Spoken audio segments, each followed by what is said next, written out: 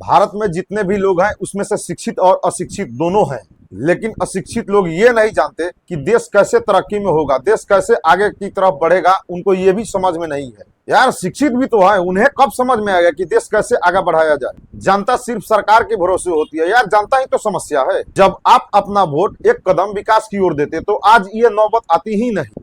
हर 5 साल पर जनता को एक बड़ा मौका मिलती है बदलाव करने की, लेकिन वे सिर्फ दीवानी है अपने अपने राजनीतिक पार्टी की।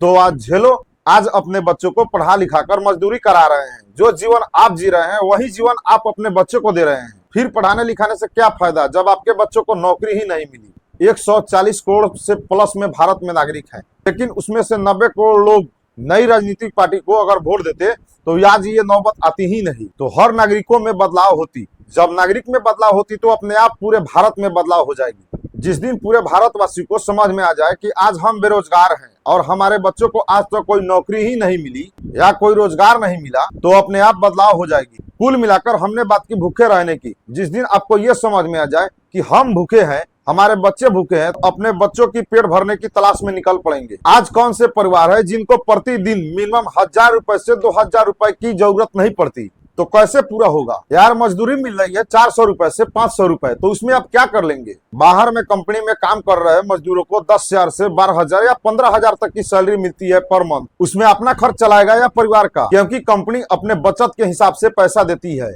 तो कुल मिलाकर हमने बात की आपसे टैक्स की। सरकार अगर टैक्स कम कर दे तो कोई भी कंपनी अपने एम्प्लॉय या मजदूर को अच्छा पैसा देगी सैलरी में। और इन सब समस्याओं की जड़ है जनता। जनता को जिस दिन समझ में आ जाए कि हमारे पैसों की बचत नहीं हो रही है, हमारे पैसों की मालिकाना हक कोई दूसरा है, उस दिन भारत में बदलाव हो जाएगा। आज 2026 है, आगामी चुनाव को लेकर आज अभी से आप तैयार रहें। जो हो गया उसको भारतवासी लेकर नहीं पछताएं, क्योंकि पछताने वाला कदम आप लोगों ने ही उठाया है।